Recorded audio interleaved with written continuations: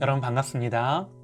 얼마 전 대장암으로 사망한 영화 블랙팬서의 주인공이죠. 체드윅 보스만의 이야기를 시작하면서 오늘 묵상을 나누고자 합니다.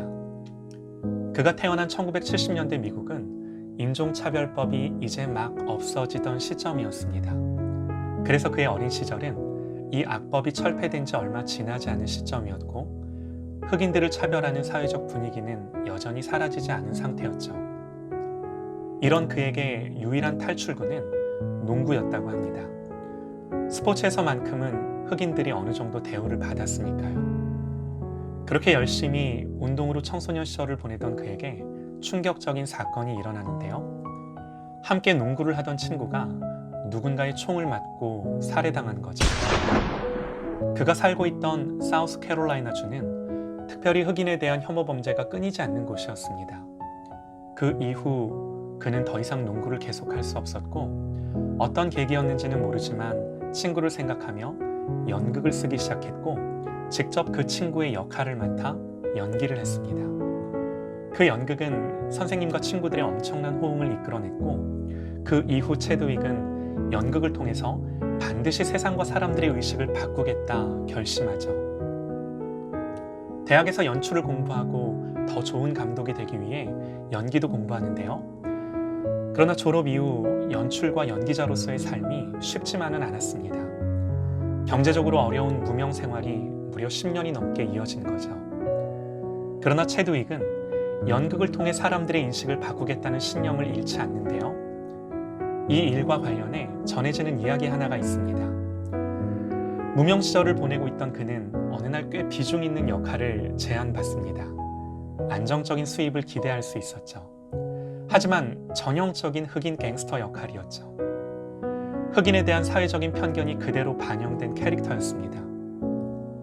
체드윅은 그런 캐릭터를 연기하고 싶지 않았고 드라마를 보는 모든 사람들에게 편견 가득한 부정적인 흑인에 대한 이미지를 보여주고 싶지 않았습니다.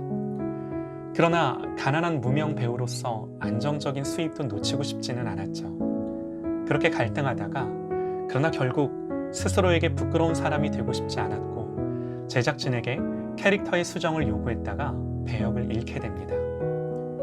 그의 나이는 어느덧 30대 중반이 되었습니다. 배우로서 성공하기에는 늦은 나이라는 생각이 들었고 마지막이다 생각하며 오디션을 봤는데 이때부터 그의 인생은 바뀌게 됩니다.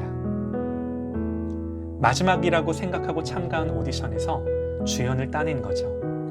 그 영화는 실화를 바탕으로 만들어진 42라는 영화였습니다. 저도 아이들과 함께 이 영화를 봤는데요. 정말 감동적입니다. 한번 보시길 추천드립니다. 메이저리그 최초의 흑인 선수인 제키 로빈슨의 이야기입니다. 제키 로빈슨으로 인해 지금도 메이저리그에서 42번은 영구 결번인데요. 그 실화를 바탕으로 만든 영화에 주연이 된 거죠. 인상적인 연기를 펼쳤던 체드윅은 그 후 Get On Up, 마셜, 그리고 드디어 2018년 우리가 잘 아는 블랙팬서의 주인공으로 출연하게 됩니다. 흑인 최초의 히어로 주인공. 사실 우리나라에는 그저 마블 영화의 한 시리즈로만 알려져 있는데요. 블랙팬서가 미국 사회와 차별받는 흑인 사회에 끼친 영향력은 대단하다고 합니다. 그는 투병 중에 이 영화를 촬영했는데요. 그는 투병 중에도 암으로 고통받는 아이들을 찾아가 위로했고 선한 웃음을 잃지 않았다고 주변 지인들은 전합니다. 안타깝게도 대장암으로 43살의 나이로 하나님의 부름을 받습니다. 짧게 체드윅의 삶을 말씀드렸는데요. 잠시 그의 마지막 연설을 들어보실게요. 2018년 모교인 하워드 대학교의 졸업식 연설에서 예레미야 29장 11절을 인용하며 한 연설입니다.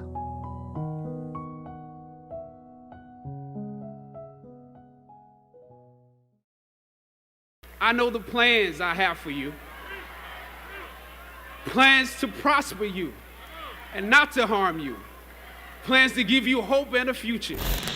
Sometimes you need to feel the pain and sting of defeat to activate the real passion and purpose that God predestined inside of you. God says in Jeremiah, I know the plans I have for you. Plans to prosper you and not to harm you. Plans to give you hope and a future. Graduating class, hear me well on this day. When you have reached the hilltop and you are deciding on next jobs, next steps, careers, further education, you would rather find purpose than a job or a career. Purpose crosses disciplines. Purpose is an essential element of you. It is the reason you are on the planet at this particular time in history. Your very existence is wrapped up in the things you are here to fulfill. Whatever you choose for a career path, remember the struggles along the way are only meant to shape you for your purpose.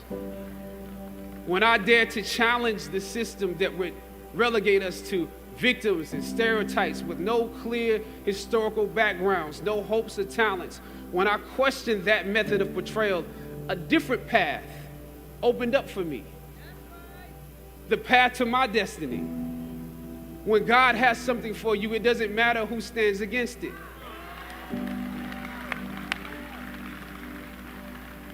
God will move someone that's holding you back away from a door and put someone there who will open it for you.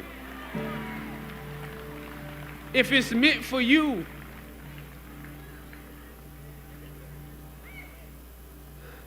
I don't know what your future is, but if you're willing to take the harder way, the more complicated one, the one with more failures at first than successes, the one that has ultimately proven to have more meaning, more victory, more glory, then you will not regret it.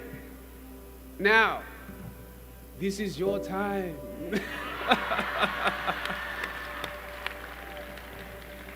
The light of new realization shines on you today.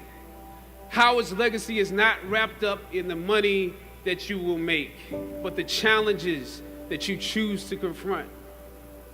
As you commence to your past, press on with pride and press on with purpose. God bless you. I love you, Howard. Howard forever.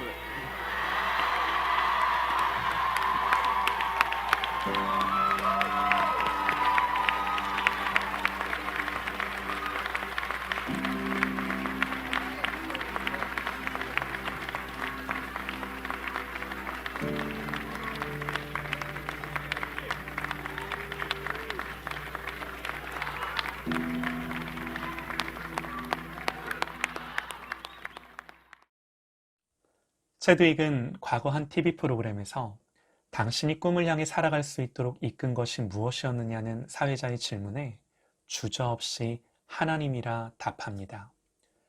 그는 44살의 짧은 나이로 하나님 품에 안겼지만 그가 보여준 삶의 모습들은 지금도 우리에게 메시지가 되어 말합니다. 이와 관련하여 오늘 함께 나누고픈 말씀은 히브리서 11장 4절입니다. 믿음으로 아벨은 가인보다 더 나은 제사를 하나님께 드림으로 의로운 자라 하시는 증거를 얻었으니 하나님이 그 예물에 대하여 증언하심이라.